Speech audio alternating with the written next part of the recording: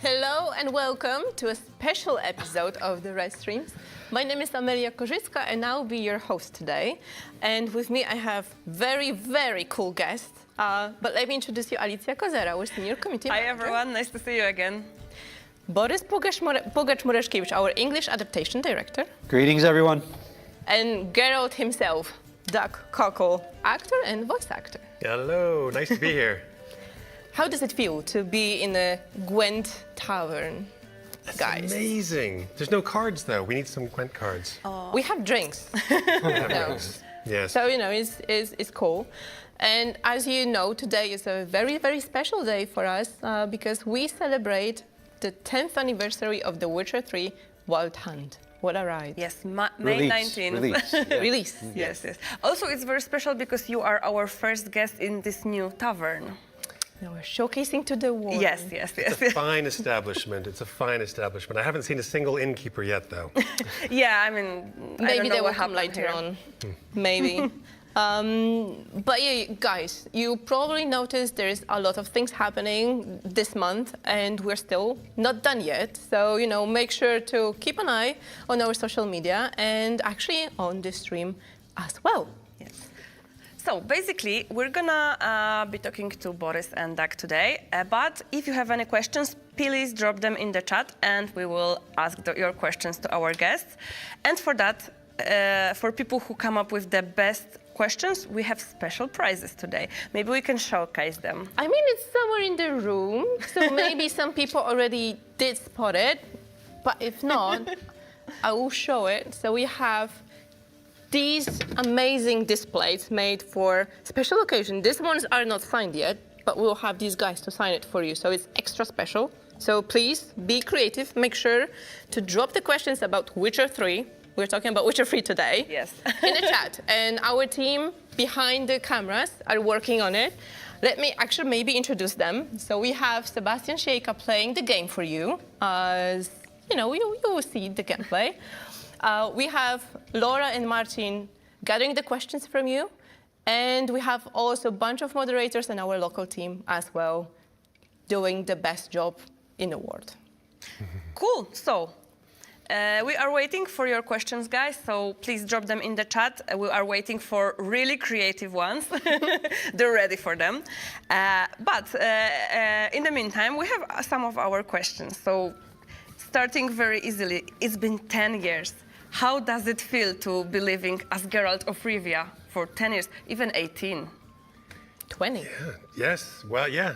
I've actually been voicing Geralt, the English Geralt, in The Witcher for 20 years. So this is a 10-year anniversary of the release of Witcher 3. Yes.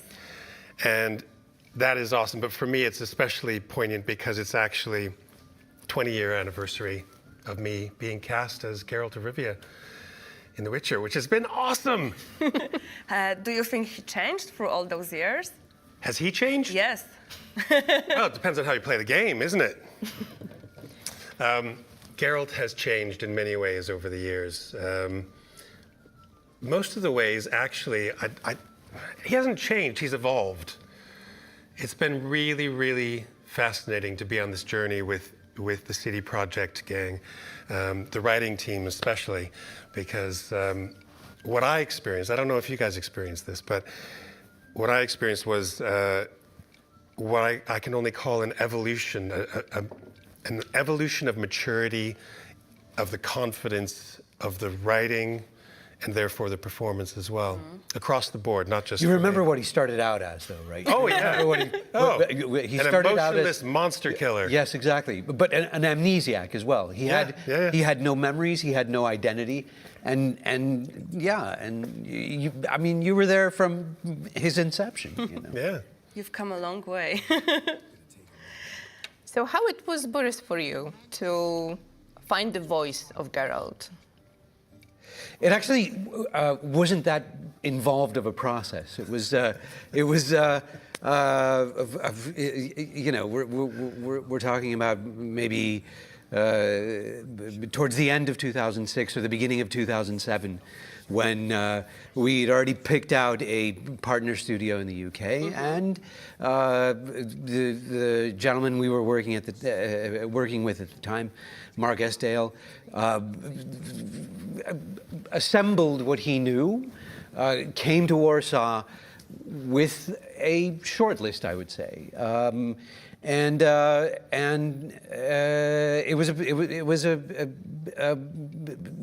we were on a call with some marketing people. We weren't self-publishing at the time, right?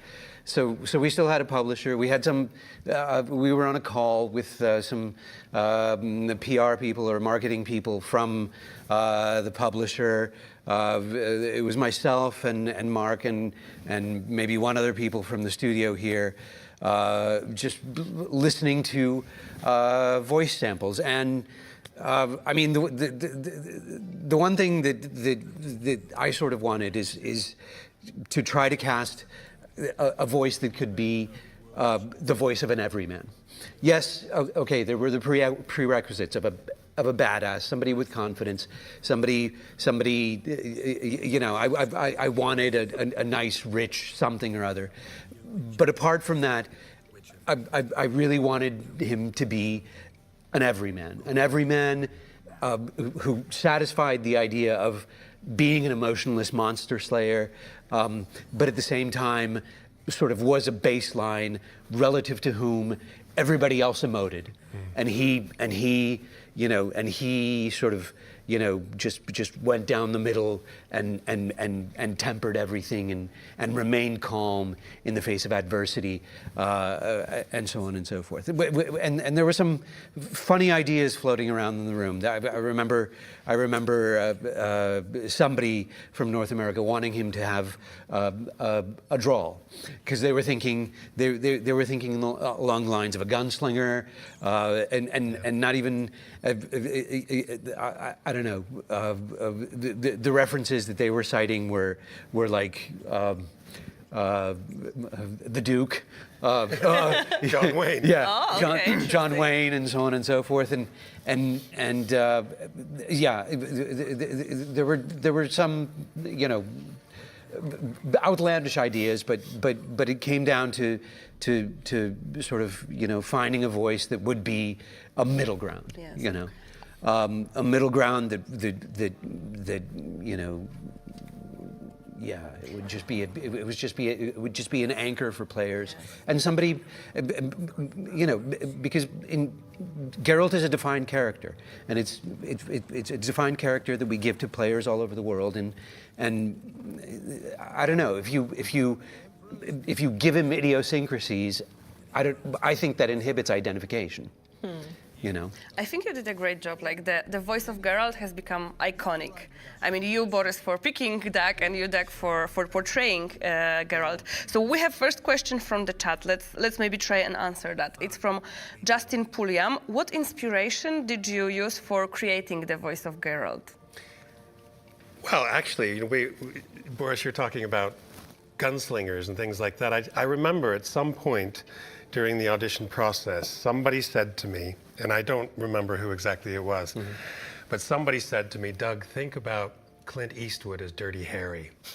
And you can kind of hear it, you know, the, go ahead, punk, make my day. And it's that was kind of where the inspiration came from. I mean, people kept saying, go lower, less emotion, less emotion. And I was like, okay, yeah, I think I know what you're talking about. But then somebody said Clint Eastwood, Dirty Harry, and that's what made me go, I think I know what you're looking for. You were saying less emotions. So were there any lines difficult to record? There weren't difficult lines to record per se. I think that the challenge was in finding the balance between the developers wanting to keep Geralt as straight down the line, as you described it, and emotionless as possible, and me as an actor wanting to emote, me wanting to go, wee, I'm a monster slayer. Yeah, so I think that the most common note, especially in Witcher 1, that I received was, Doug, less emotion, less emotion. Just straight. Bring him down, just straight. Just yeah. straight. Throw it That away. Throw it away was a Yeah, big yeah. one, wasn't it? That was a big note. Yeah. And I think that was the real challenge, is finding that balance between what they were looking for and what my actor tendencies wanted to move towards. But I think we found it. I guess it's natural for you right now to be Geralt. It is kind of, yes. It was difficult at first because the voice itself was very, very low in my natural register. But the voice is a muscle, and like any muscle, you can train it to do things. And so now, dropping into the Geralt voice that is mine becomes very easy now. Okay. So another question that we have from the chat, because you mentioned that you try to be less emotional all the time while portraying Geralt. So the question from regular Sakana is, in any point of time, did you get emotional while voicing Geralt? I don't remember ever getting emotional while voicing Geralt, except, and this is the honest truth, I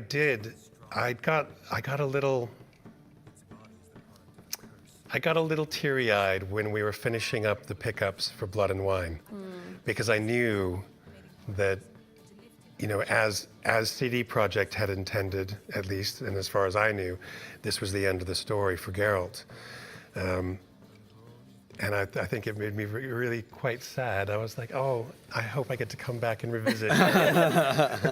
It was quite a long journey for you, so Yeah, I completely understand. Well, no, but along that journey, okay, so right, so emotionless monster slayer for The Witcher 1. Yeah. But The Witcher 2 already, Yeah. you know, we forced you to get into it, right? So, you know, you were involved in political scheming and so on and so forth. And the fact is that, like, The Witcher 2 opened up the character of Geralt a little bit. That is to say, he got a stake. You know, he actually had a stake. I don't know, given his relationship with Triss, given I don't know, the adversarial relationship with Yorveth or Vernon Roach, and so on and so forth. I mean, we started expanding sort of the emotional range that we would allow Geralt to take. And by the time of The Witcher 3, and you're on this desperate search for, you know, your adoptive daughter who you think has returned, and so on and so forth. I mean, we made you actually, or we wrote Geralt to live a lifetime, you know, over those 3 titles and the 2 expansions.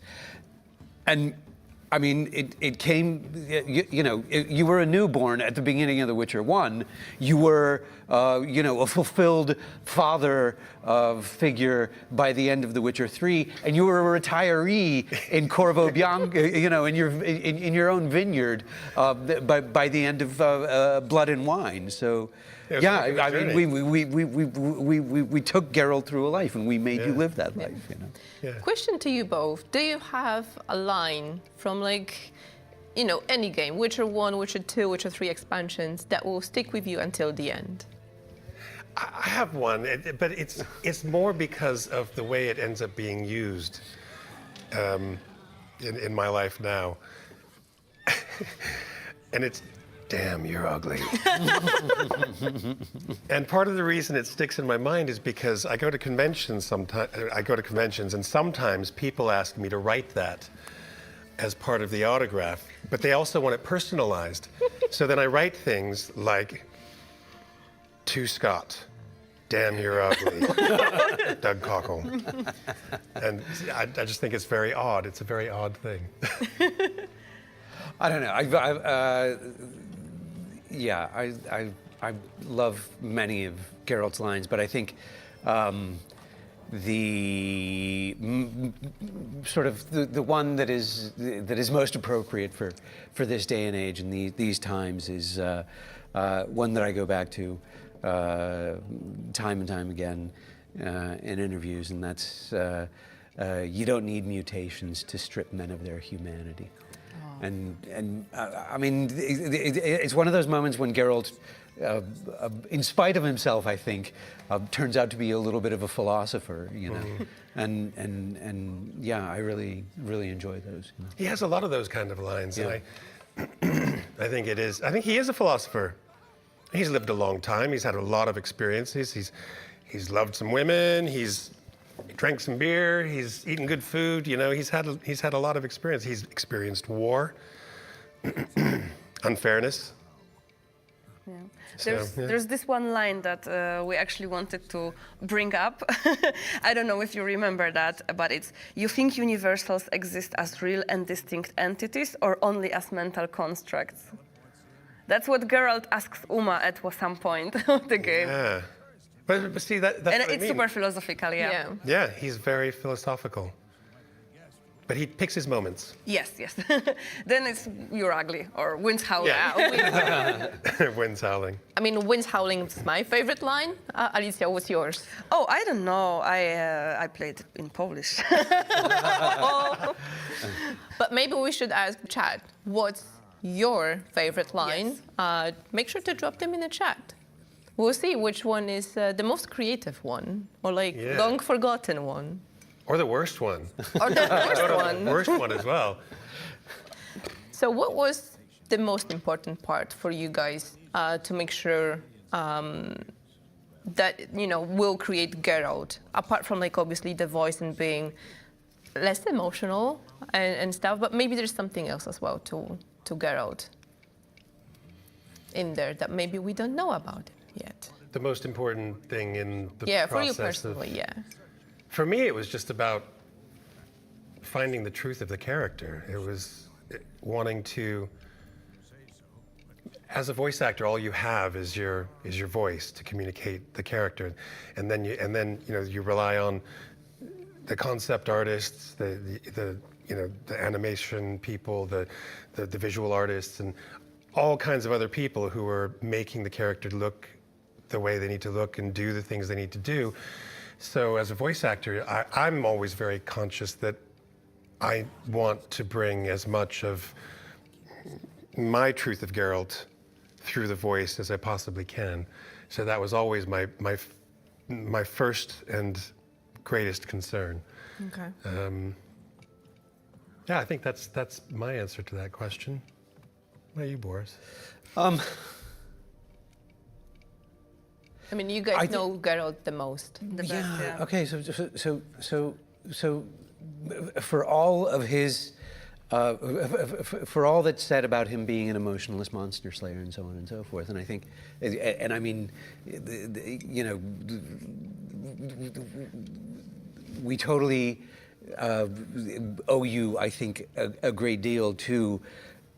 For the fact that in all that emotionlessness, there's still just a tremendous amount of nuance. Mm-hmm. That is to say, I mean, you know, even though the director's comment for every line might have been straight, I'm sorry, but it's absolutely clear when Geralt is being sarcastic and when when he's dissatisfied and when he's disgusted, all while being an emotionless monster slayer. Yeah. You know, and that I think is just a huge achievement. You know, I think it's what makes the character compelling.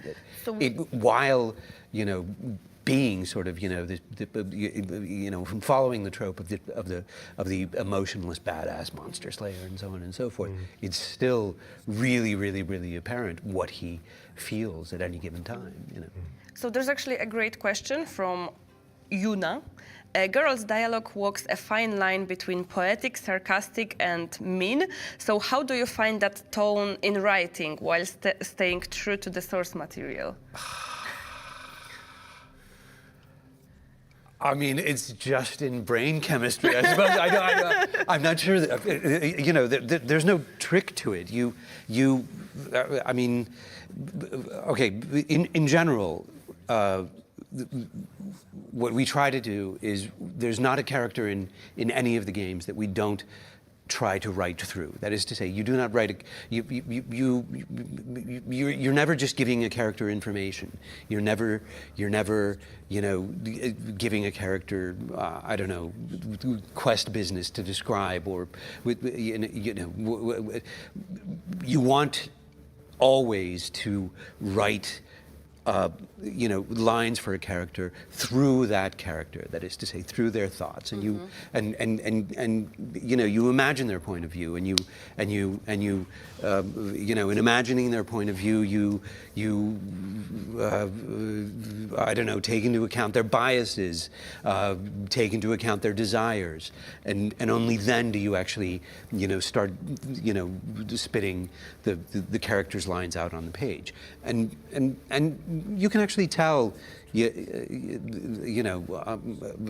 immediately if you're letting the character speak or if it's you speaking. Yeah. Right. And most of the time you don't want to be the one speaking. You want to hear what the character wants to say. And you want to reflect what the character. You want to reflect in writing what the. So I character guess you have to get to know the character. Yes, absolutely. Yeah. Is there any room to improvise while you record lines for Geralt or any other character? From my perspective, not much, because the writing has already been so well considered and is intentional that my role is to make that live. There were times though. I don't. It's really up to the actors. There are actors who really enjoy sort of riffing on a character, ad-libbing, and so on and so forth. And there's absolutely no reason to tamp that down. There's no reason to ask them not to do that. No, you let them live the character. Actors ad-lib all the time, and ultimately, we have control whether or not we use it. But see, my ad-libbing was always dirty. I'd say a line, and something would come to me, and I'd say something nasty. And don't put that in. No. But Doug actually, during recordings for The Witcher 1, and for subsequent games actually, did have something of a sexual echo. It was especially regarding Shawnee, if my memory. I really dig Shawnee. She's great. You can feel that. Nice. Yeah, especially regarding Shawnee, if I remember correctly. Well, that boat scene just kind of set it off. So you can actually say that Geralt did impact your life, right? But did it help you in general, like in the video game industry, in your career in that field as well? Yeah, I think it did. I think it helped with a lot of things. It's a funny thing, though, because when you play a character who becomes so important in so many people's lives and iconic, some people say, it's a funny world because it opens some doors and it shuts others. Yeah. So it's never just a simple matter of, it's made my life entirely better, or it provided me with opportunities that I wouldn't have had otherwise. Without The Witcher, I would have had other opportunities, different ones. So it gave me these particular opportunities, and I think the trick when you're presented with a situation like that and you see that opportunities are presented because of a certain thing is to decide whether to go with that or to fight against it. Mm-hmm. And you might fight against it for perfectly good reasons, but I chose to go with it. And I'm really glad that I did. It allowed me to make some choices that to this day are allowing me to live a little bit different kind of life than I was living when Witcher 3 was released. Yeah. It's given me a degree of freedom, and this isn't monetary, this is in my head and in my heart. It's given me a degree of freedom to say, you know what, I don't want to do that. I want to do this. And having Geralt as part of my life and having The Witcher as part of my life gives me the ability to make those choices. So I feel blessed to be part of the whole journey. we feel blessed to have you too. Yeah, for So, like 20 years. Inevitable, we always get these questions when we are having voice actors as guests. So there's a question from Dispatris, and they're asking, how did you get started in voice acting, and how would someone go about trying to start a career? So maybe some advice. This is a really common question. Yeah. And I don't want to give a pat answer, but that's kind of what I have to give because it's a huge question. I'm looking right in the lens, so you know I'm talking to you. If you want to become a voice actor, the best thing you can do is to become an actor first. You might have a great voice. You might even have some talent as an actor, but without learning how to be an actor, how an actor works, some of the processes, how you work as an actor as well, and really working in a group with a teacher is the best way to do that. That's the best way to become a voice actor. Take classes, get involved in amateur theater, however fits your path best. There's no one way to do it. Yeah. I think that's really important to say. I've known actors who... It's not a closed skill set. It's not a strictly technical profession. No. You know, it's not a closed skill set. It does actually. You do need to open up emotionally. You know, you find a way to do that. You know, and because only by doing that are you able to actually, you know, tap into that at a moment's notice. You know, based on whatever script you have in front of your face. You know? Yeah, it's exactly that. There are loads of websites you can go to. One, I don't know if there's one here in Poland that might be good for this as well. The one I point people to in the UK and the US is a website called Gravy for the Brain. And they have loads of free content, but you can also subscribe and learn loads of stuff. It's just a great resource. So that's one place to start. Put into your search browser, your search page, how to become a voice actor, and you'll get loads and loads of material. So start there. That's really my best advice. So, if not Geralt, is there any other Witcher character that you would like to play? Not Shani, though. Shani. Oh man, I'd make a great Shawnee. It was very funny actually, because I remember after casting you, I wondered what you looked like, because it was all done remote, and so on and so forth. And I don't remember if we met in London, but or if we didn't actually meet until Mark and I went up to Sheffield to record strictly the Geralt lines after recording all the other characters down in London. And when I saw you at first, you had wire-rimmed glasses, and you looked nothing, absolutely nothing like Geralt. Actually, you resembled the professor, who was one of the chief antagonists in The Witcher 1. You looked like the professor, but you stepped into the booth, and it was unmistakably Geralt. But in general, I had a few of those experiences with voice actors. I remember being late to a session. I don't know if you remember the character of Alvin but it was a very, very, very convincing child's voice, right?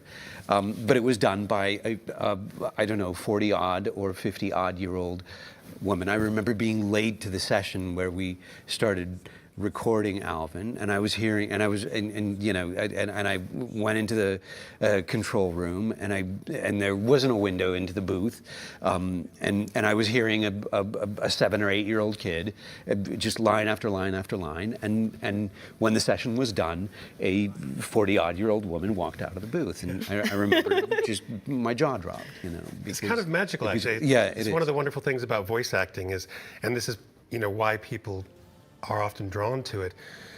It doesn't matter what you look like. It doesn't matter what clothes you're wearing. Yeah. All that matters is what you sound like. Yeah. Yeah. And your ability as an actor to convey meaning and emotion with words that you're reading for the very first time, more often than not. So yeah, it's wonderful. I have no idea who I would want to play. I'm tempted to say Zoltan. Oh. Because he's just such a cool character. True. I wouldn't want to do Dandelion because John Schwab does him so well.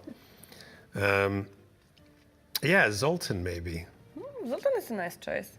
Okay, so maybe let's try some other questions from our community. Inquisitor is asking, did you read the books or did you prefer to create Geralt after amnesia from scratch? Witcher 1, I relied entirely on Boris and the rest of the CD Projekt team to explain this world to me. I didn't know about the Polish TV series. In fact, I don't think it had come out yet. I think it came out in 2007. I don't even like think that. the books were translated to English before The Witcher 1. They didn't start Yeah. getting translated into English until around 2007, 2008. So I had to rely entirely on CD Projekt to help me understand this world and this character. But once the books started coming out in English, I dove straight into them. And now I've read them multiple times. But yeah, it was an interesting one because I knew nothing about The Witcher. It was just this wonderful new fantasy world in this game that I was having fun exploring.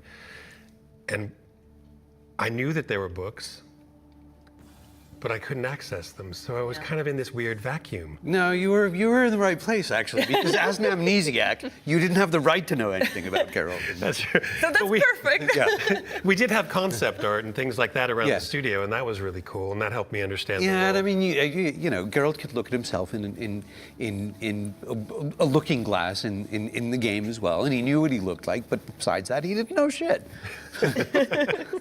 So were there any parts of Sapkowski's books that were hard to implement as a gameplay? Or from like the story perspective? I mean, we started where the books ended, Yeah. right? So it wasn't about transposing anything. Our story started where the books ended. It wasn't about transposing anything directly from the book series, be it the short stories or the novels, except. Besides, I would say, in general, the shape of the world as it was described, often in very, spare little bits and pieces in the book series. But it was, we never thought of it as a mound of difficulties, We thought of it as this rich resource of oftentimes hints or suggestions or impressions and so on and so forth that we just had to give flesh, and it's been a 19-year at this point journey of giving all that stuff flesh, and it's been a life, it's been a wonder. It's amazing. So, Rivian is asking, they say you can tell a person's temperament from the temperature of the drink they prefer. So what do you guys think? Does Geralt prefer warm or cold drinks?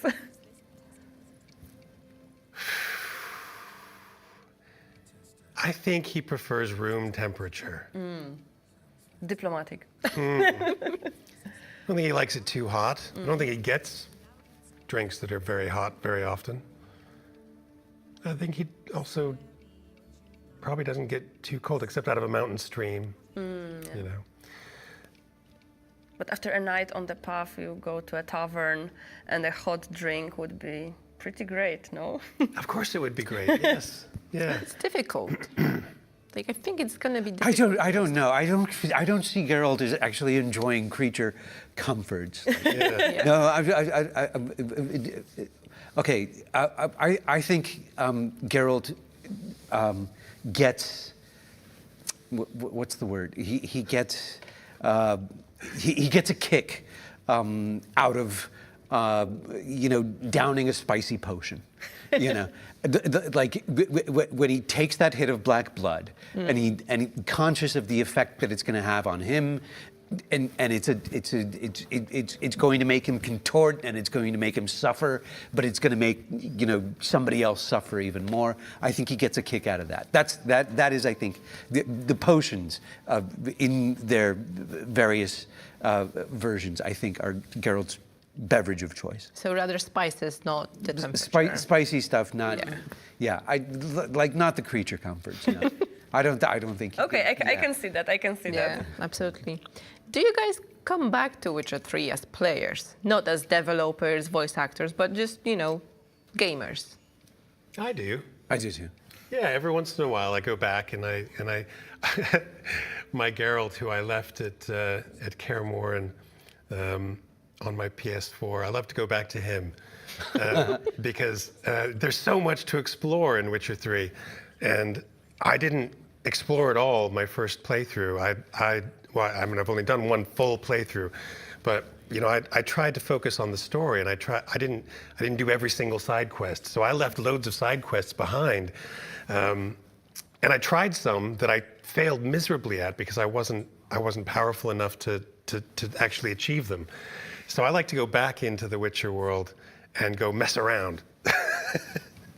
Any favorite quests Any favorite quests? or story? Oh, one of my favorites was Johnny the Godling. Oh my gosh, I yes. love Johnny the Godling. Godling Johnny, yeah. What about you, Boris?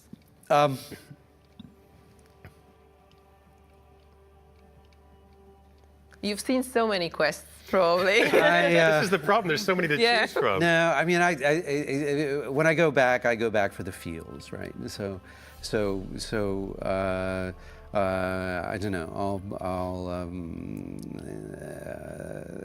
load a save from some point before the Isle of Mists, and I mean, I've in terms of Sapkowski's writing, and in terms of what we've tried to do as well in our games, I really enjoy the fairy tale elements, and you know, the story of, you know, the totally fucked up story of the totally fucked up seven dwarves preceding the discovery of Ciri as I don't know, I guess a combination of Snow White and Sleeping Beauty, and so on and so forth is yeah, that's my little kick. So Boris, we have a question for you from Florian. Yes. What was the hardest character to cast? Oh. Whose voice? At the time, I think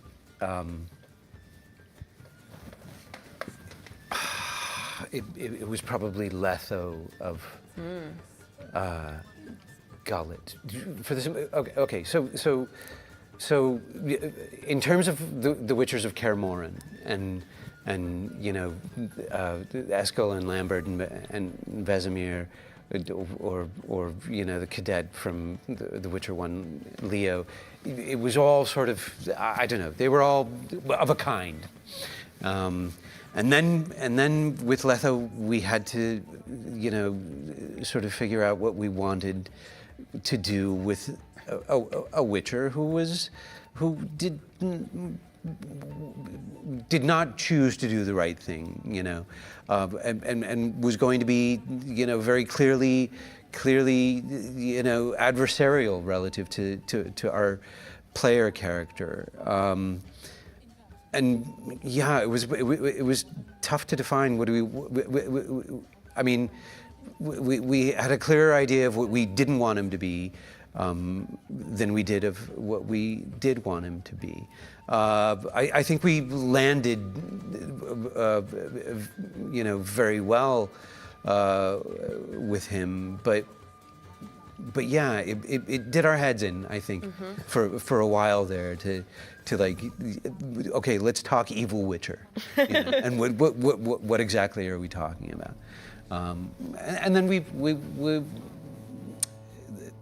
I mean, the tricky thing, I think, with Letho is to say is he a madman? It was to answer the question, is he a madman, right? What Witcher in his right mind would make this choice? And I think we answered that in the negative. No, he's not a madman. He has a rationale. I mean, yeah. But it was a challenging thought process for us. It's a very interesting insight Yeah. to your process. So maybe something nicer. Actually, we have a question. If you could live in a place from the Witcher world, what would it be? Beauclair! Obviously. Oh, just for the fun of it. I just want to hang out with those knights, being all chivalrous.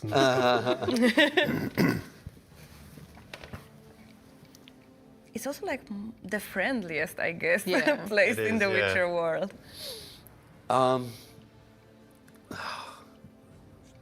Not for long, but I wouldn't mind. I think spending a summer at old, dilapidated and crumbling Kaer That would be good, yeah. just to camp out there. Maybe like a road trip, visit some, like also Mahakam, for example, would be cool to see. Yeah. Yeah, I had Well, no like idea what it Skellige. would look like. Oh, yeah. I'd love to go to Skellige. So yeah, it would be a road trip, guys. We're going on a road trip. We need to see as many places as possible. Are there any community reactions that, are there with you till now? Maybe something you've seen online, or maybe, you mentioned you're going on a lot of conventions, maybe, a discussions with a fan or someone that, is important to you guys. I love interacting with the Witcher community. And when I go to conventions, it's just so lovely to share people's love of The Witcher. They stand in line and they come to me and say hello, and sometimes they tell me how much they love my performance. But mostly what they do is they just say, I love The Witcher. And so we have this little moment, someone I've never met before in my life, but we have this little moment of a shared love for something that is beyond either of us. Yeah. And that's a lovely moment. I've also had really, really impactful moments with members of the community. I met a young woman at the convention who came to the table. I told this story earlier today.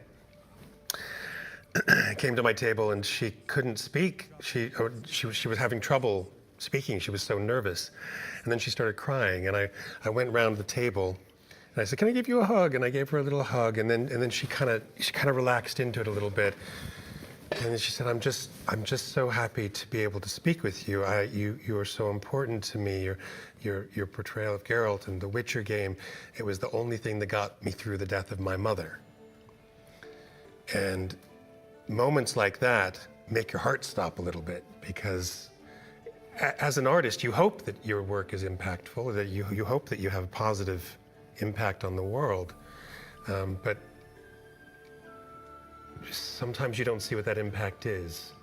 Yeah. And little moments like that make you go, wow, this is one of the reasons I do what I do. Yeah, we actually get a lot of stories like that, and it's really cool to see that our work, our collective work, makes an impact on people's lives. Yeah. So maybe something more fun. We have one question that we need to ask you both. Sure. We always ask people on the Witcher streams. I was actually going to give. I was actually. Well, before we go to that, I was actually going to say. Well, I mean, that was a very. It was a very moving story. Yes. And I agree. That I mean, fundamentally, we think of ourselves as working in the entertainment industry, Yes. but the fact is that, like, you know, entertainment of whatever sort can impact people's lives in a very, very substantive manner. It's not always strictly recreation. It's often life-shaping, if not to say life-changing, but yes, but life-shaping. But the one reaction that I wanted to mention was, and it still goes back to The Witcher 1, but it was one of the journalists from Rock Paper Shotgun who panned Doug as the choice for Geralt back in 2007 or 2008, and I remember getting into a email debate with this journalist, and that involved answering a series of open questions. Well, what would you imagine the character to be like, and so on and so forth. And I remember the response that I got was, I think what came back was the recommendation that we should have cast Christopher Eccleston in the, and I don't remember if that was. I think Christopher Eccleston was on the rise at the time. It was not long after Shallow Grave, and he was. I mean, he got noticed, I think, based on Shallow Grave, and so on and so on. But it was like receiving that. It was so counter to what I had imagined Geralt as, and I was like, no, that is absolutely wrong. And I think, I mean, time came down on our side. Yeah. I think we proved our point, you know, over the subsequent games that, like, absolutely, we did make the right choice in terms of shaping the character the way we did. I had a similar kind of thing. It was Witcher 2, though. Yeah. And I can't remember exactly where it was. It may have been an Amazon review. Yeah. It wasn't a journalist. It was just a member of the public who played the game, and they didn't like me either. but the way they put it was, I don't like the voice for Geralt. It sounds like a 16-year-old trying to do a 40-year-old's voice. and I was about 40 at the time. And I was like, well, what can I do? You know? I can't win here. But that's a compliment. Yeah. Okay. To proceed. Yes. So the question. Okay. So maybe that, because I think, Boris, I don't know if we have we never asked. No, we never asked. Okay. So open question to both of you, but you have to pick one or the other. Okay. Tris or Yen? You go first. But he will say Shani. No. Just one or the other. No cheating. Yeah. Tris or Yen? I get asked this all the time, and this is my answer. If I'm Geralt, and we're going canonically here, Yen. If it's me, Tris. Okay, good. So I mean, I have a politic answer and an impolitic answer, and you're not going to be happy with either. So I don't even know. Let's go. Okay, my politic answer is neither. My wife. okay, my good impolitic one. answer is both and more. Okay. Both are good. Both and more. What? More women? Yes. I can do Witcher 1. Yeah.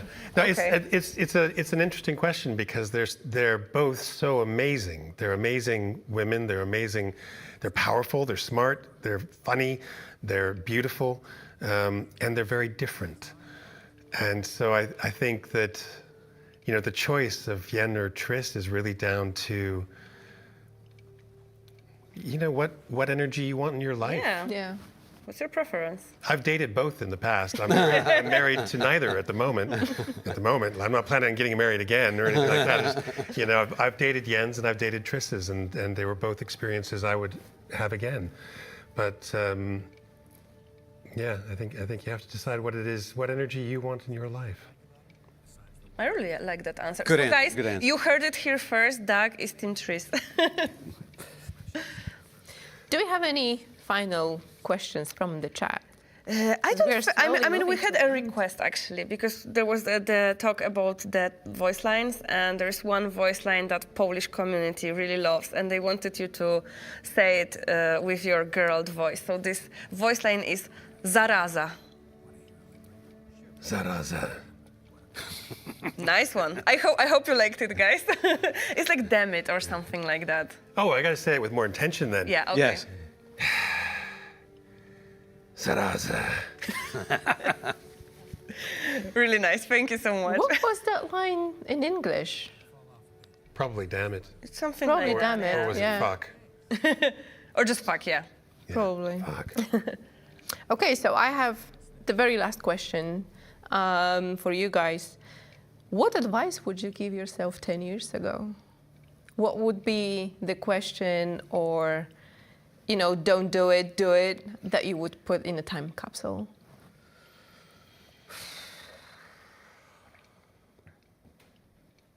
Tricky one. I would pay more attention to what was happening. I was 10 years ago when Witcher 3 came out. I was working full time at a university, running an acting course at undergraduate level, and doing my professional acting work on the side as well. And when Witcher 3 came out, I didn't realize just what kind of waves it was making. It took me a good 6 months to really clock what was happening. You warned me, you told me. Yeah. You told me a year and a half before it came out that it was gonna be massive. And I was like, yeah, okay, Boris, yeah. Yeah, sure. I was warned, and I was too busy to listen. I would like to tell myself 10 years ago to pay more attention to what's happening, because it was quite a magical thing, and I missed some of it that I wish I could have experienced more fully. Yeah. Boris? Wait, sorry. What advice? What am I writing? I'm writing a sentence down to yourself. myself. Yes. 10 years ago. 10 years ago, the day we released Yes. The Witcher 3. And you received the box today.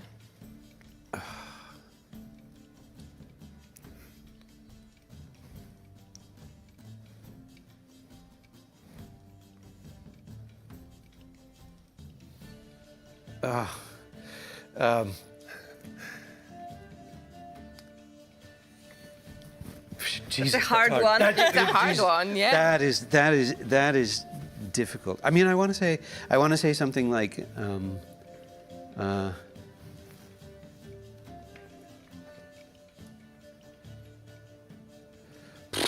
maybe don't be a stranger. No, I mean, I don't know. You know, it is what it is, and strategy is what, and you know, strategy is strategy, and I'm not in the business of strategy, but I'm happy to be Part of this. to have been part of this and to be coming back to it, and that's Perfect. That's That's a great that's all. answer. Okay, so I think that is it for Yeah. today. Thank you guys for being here. Thank you guys for all your questions. And now we're gonna sign those displays Yes. to show you that they are actually real. Real, yes. I think we should have the marker Here, somewhere marker here. is in Yeah. here. Here we go. So Boris and Doug are now signing Yeah. the displays for you, and some of the questions that you asked today will be rewarded with those displays. Way. Should I just give you that one? Sure.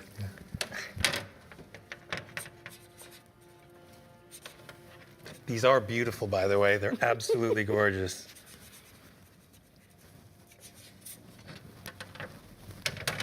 Okay.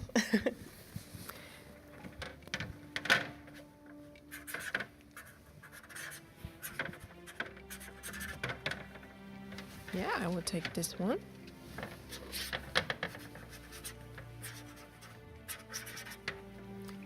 Okay, thank you. Okay, and those exclusive displays can Yes. go to you guys. But that's not everything when it comes to surprises, because we also have surprise for you, dog.